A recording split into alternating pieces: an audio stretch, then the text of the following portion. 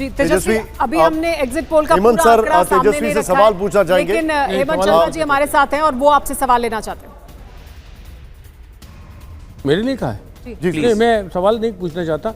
मैं ये बताना चाहता था कि तेलंगाना में बीजेपी को सीटों में सिर्फ 3 सीटों का फायदा हो रहा है। 4 थी और 7 सीटें हो रही हैं, लेकिन वोट प्रतिशत अगर आप देखें तो पिछली बार 19% था और इस समय 41% है।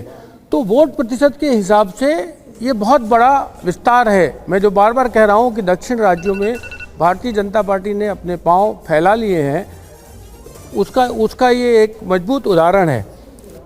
अब इसकी वजह क्या है? इसकी वजह है बीआरएस वहाँ से हाशिए पे चला गया है। तो बीआरएस के जो बड़े नेता थे वो तो कांग्रेस में चले गए और बीआरएस का जो वोटर है वो बीजेपी में चला आया है। तो ये एक बड़ा विभाजन है जिस पर हमें ध्यान देना चाहिए।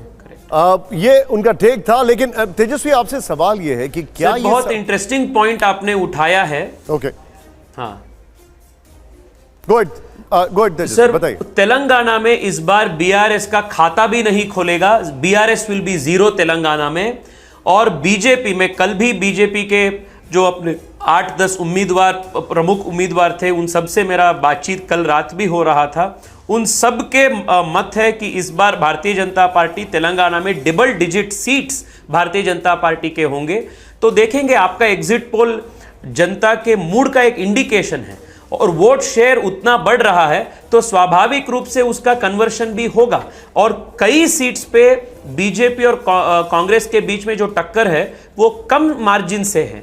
सो in many seats the victory, the vote share can also translate into a seat conversion. Tejasvi, क्या वी आपको थिंक दैट ऐसा वी आर लगता गोइंग टू है? Have a double digit seats in Telangana.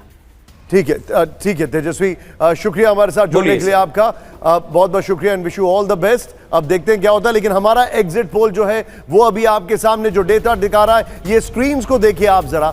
ऊपर का जो डेटा है वो अभी तक का पार्टी वाइज डेटा है, अलायंस वाइज डेटा है, और लेफ्ट एंड राइट में स्टेट वाइज हम आपको दिखा रहे हैं।